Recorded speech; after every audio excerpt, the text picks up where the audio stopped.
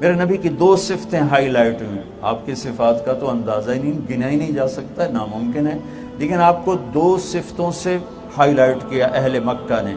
الصادق الامین، الصادق الامین، چونکہ یہ دین کی بیس ہے اور یہ بازار کی بیس ہے، یہ تجارت کی بیس ہے اور یہ آخرت کی بیس ہے.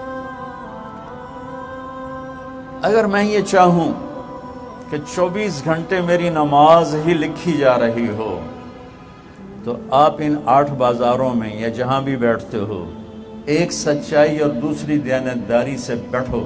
اللہ کی قسم اٹھا کے کہتا ہوں، جو اجر مسجد میں ملتا ہے وہی اجر دفتر میں ملے گا، وہی دکان پہ ملے گا، وہی منڈی میں ملے گا، وہی کھیت کھلیان میں ملے گا، اگر سچائی اور دیانتداری کے ساتھ اپنی جگہ پر بیٹھا ہوا ہے. میرا نبی کی یہ 2 صفتیں ہائی لائٹ، صادق امین، صادق امین. آپ کی عمر مبارک 35 برس تھی. بیت اللہ کو توڑنے کا مشورہ ہو، سب سے پہلی کدال ماری نضر بن حارث نے. ایمان نصیب نہیں ہوا تھا، تعمیر شروع ہو گئی.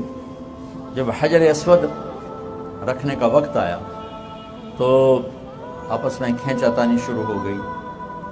ایک سردار کہ میں رکھوں گا، دوسرا کہ میں رکھوں گا، تیسرا کہ میں رکھوں گا، تو آپس میں لڑائی شروع ہو گئی. تو پھر سب نے طے کیا سارے حرم میں بیٹھ جاؤ، صبح جو سب سے پہلے دروازے میں داخل ہو اس کو اپنا جج بنا. انہوں نے کہا یہ ٹھیک.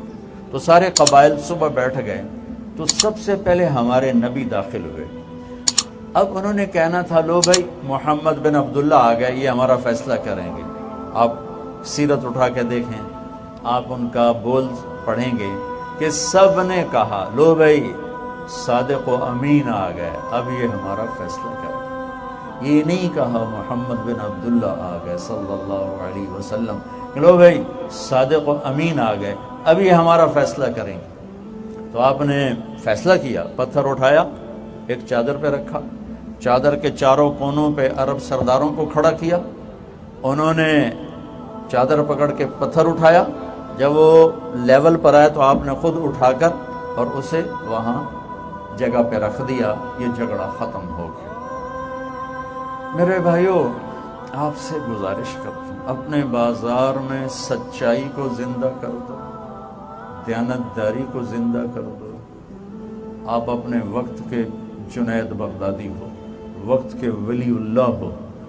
امام مسجد کے لیے نہیں ہے کہ وہ نبیوں کے ساتھ اٹھایا جائے گا، رات کے رونے والے کے لیے نہیں ہے کہ وہ نبیوں کے ساتھ اٹھایا جائے گا.